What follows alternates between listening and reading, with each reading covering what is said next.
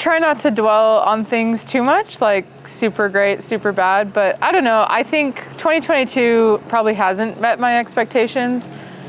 I think it started out well. I was pretty happy after St. George's Ironman World Championship there, but yeah, I don't know. I just didn't feel super great racing a lot of this year. So that's not a rating, but did not meet expectations is probably kind of how I feel. But you know, I'm not like down and depressed about it.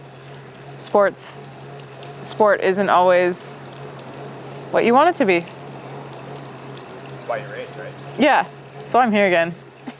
It's November. It's the end of the season pretty much, but for me it feels like, you know, I'm mid-season. I got such a late start and I had a really long break, a couple of years without racing, so I don't know. I'm feeling energized. I'm feeling excited to get out there and race.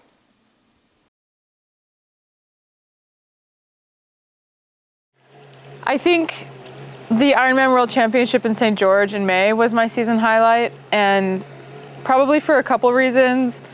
One being just finally having an Ironman World Championship, my first World Championship at that distance, and getting to have that in St. George in my home state was super cool. Just felt really at home and had such great support. So just from an enjoyment perspective, I really enjoyed that race. And then, you know, I felt like even though I didn't necessarily feel amazing all day, I was really proud of my effort and really proud of how I hang in there, and the result was pretty good. I would have loved to be on the podium, but fourth is the next best thing, so that's where I landed. Yeah, that's why.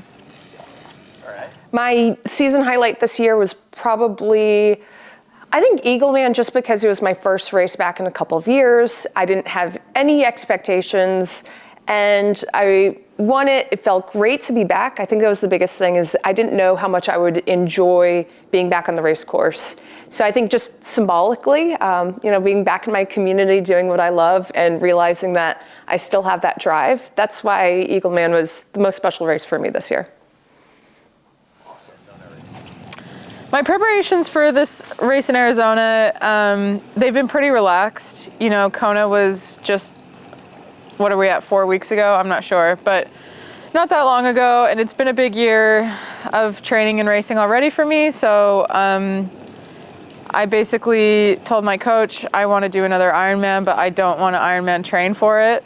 So I've been training, but I have not been doing the big hours like I did into Kona. So I'm really banking on kind of the Kona fitness that I really built up, and then I think I'm going to feel quite fresh going into this race, which I'm not afraid of. So that's how the preparation's been. It's been good. I've really been enjoying life, you know, having energy at the end of the day, like, yeah, not just immediately going to bed. Preparations for races right now, it's kind of bananas, but I love it. Ironman Arizona was not an exception. You know, I'm balancing a lot. I am in grad school. I have a toddler, and it's just kind of chaos. But training for me is fun. You know, it's a break from all of my responsibilities. I really love it. And I didn't know that I would enjoy the process of trying to train while juggling everything else. I don't feel pressure. This race is definitely icing on the cake. Like, I'm not nervous. Of course, I want to get a Kona slot here, so I do need to get at least first or second to do that, because I don't think anyone here has a Kona slot. So I guess there's a little pressure in that, but even if I didn't get a Kona slot, it's not the end of the world. But that's what I'm here for. So there's a little pressure to do that. But otherwise, I'm just kind of doing this race for myself because I love racing, and this is a great venue, so. I don't necessarily feel any pressure to perform here, other than the fact that I know I'm fit. I really would like to be able to race after not being able to in Kona. So not as much, it's self-imposed pressure. I also realize that, you know, I'm here not just for myself. I need to try to make some money for my family. So there's pressure from that standpoint. but there's nothing that it's not external. It's completely internal. It's more a little bump in the right direction than pressure. Race morning is I always work backwards. What's the latest possible time I can set my alarm clock? I am not a morning person, so race mornings are like the worst because they're not even mornings, they're just middle of the nights. But yeah, I get up, I usually take a shower just to like warm up my body and wake myself up. Put on my race gear, have my breakfast. I'd already have everything ready to go, just grab the bag, get to transition, set up transition. I don't do like warm-ups. If we can get in the water and stay in the water, I would do a warm-up in the water, but otherwise I've already decided I'm not gonna like get in the water and get out at this race because it's so cold in the morning. I'd rather just do a cold start. It's pretty basic. There's no like crazy ritual thing I have to do, but it's just about getting up, eating, being in transition, making sure everything's good, and then being ready for the race start. I always try to use that pro porta potty a couple times. That's part of it. I don't know. Pretty basic, kind of what we all do. Stay warm. I brought all my warm clothes for race morning. My routine on race morning is pretty much the same. No matter what I'm doing race-wise, you wake up a few hours before, I eat rice and eggs and coffee, and then you just go down to the race start, get ready, do what you got to do.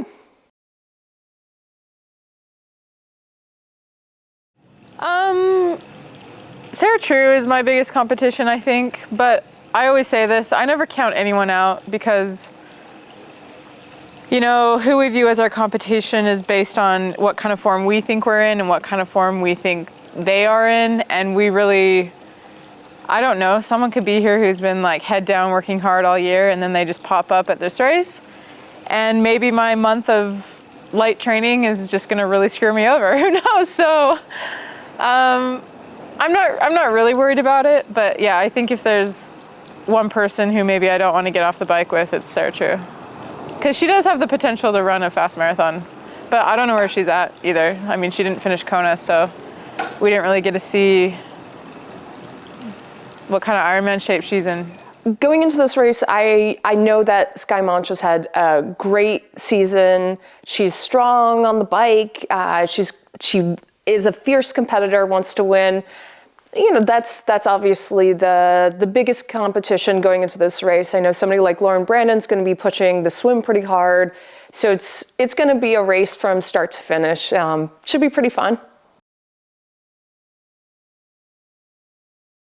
Lauren Brandon's going to swim off the front, and then if Sarah True's here, then it'll probably be Sarah. If I can swim on our feet, then I'll be right there with her.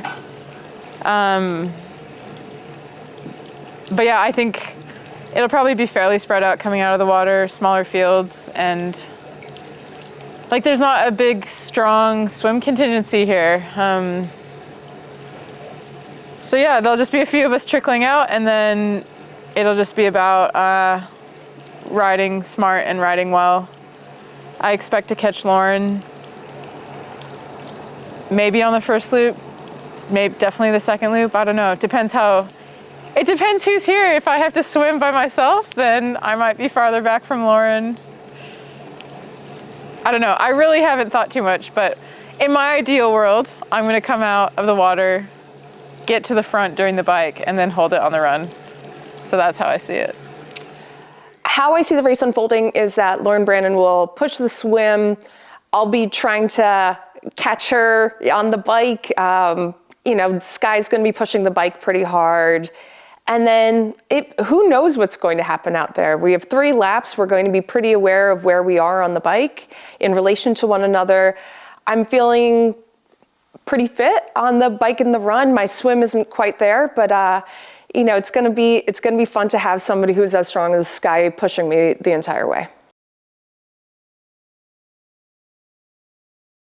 Yeah, I think I adapt really well because I know that things can go wrong, and for me, like, quitting's not an option. It's just simply not an option. So I know no matter what, I'm going to adapt to plan B or C or D or whatever plan we get to, and I'm just gonna finish the job the best I can. So I think I do a good job at that, and I don't know, I don't think I get too emotionally attached to a result, and just kind of get through the day, execute my race, and let the result take care of itself. But I don't know, in some ways these smaller field races, less competitive, maybe I do have in mind how I want the race to go, but even still, like if I double flatted or something, like I'm gonna finish, even if I finish like 5th place, something like that, yeah. Post-race. Things always go wrong in racing, and yeah, I've definitely had my share of it. There's no plan A, B, or C. You just gotta roll with whatever happens. And in the moment, you have to figure out, can I continue going forward? Most times, racing, especially in Ironman, there are highs and lows. It's a roller coaster. Most of the time, you just push on, keep persisting. But yeah, the hardest part is when you have to abandon plan A, B, or C and just realize that's it. Like, that's the day. And I've had too many experiences like that. So Ironman Arizona, all the good juju. We're going to finish this race. I'm not sick, and it's not going to be hot. So I've got that going for me.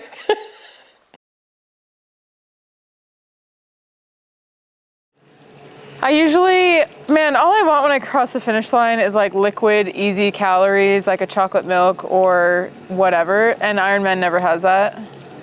I don't know why, like no one wants a slice of pizza when they cross the finish line. So I usually try to find some liquid calories, or ice cream is a good replacement, just something that goes down easy, and I'm known for having ice cream. There's like a volunteer who was in Florida and he was in Kona. He like goes and gets me ice cream because he knows that about me. Maybe he's here, so maybe I'll be in touch with him. But yeah, the recovery is just about getting in calories, and this is my last race of the year, so I'm a little less worried about like nailing the recovery. But just try to eat, get some food in and eat a proper dinner, and yeah, I never really go to bed early after an Ironman. You're pretty buzzed, like caffeine all day. I'd say like 1, 2 a.m. is pretty standard after an Ironman. And not because I'm like partying, it's because I'm just like up. So anyway, that's recovery. Super glamorous. It's just about eating. Post-race, I go to a spa for multiple days. I get massages. No, I'm kidding. Post-race, I'm hopping on a plane and I have to go back to my real life. So yeah, that means sitting in the lecture all day, and after being on a plane for multiple hours. I'm just a normal person, like all of you.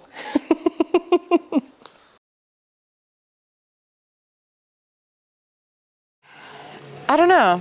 I'm just excited to do this race, and I'm excited to feel really fresh, and yeah, like mentally and physically, I actually think I feel better now than I did before Kona. Because, yeah, I don't know. I didn't train that hard. I have trained though, but it's the difference of like 20-hour weeks versus like 30-plus-hour weeks, So, not that Slow Twitch needs to know that, but now you do. That's it. Okay. What the Slow Twitch community needs to know is kids are disgusting and they carry germs. No, but seriously, both my husband Ben, who's a professional runner, and I, we had our major races this year completely derailed because of kid germs. So if you can afford to not have your kids in daycare in the weeks leading up to a race, do it. That's my #1 tip.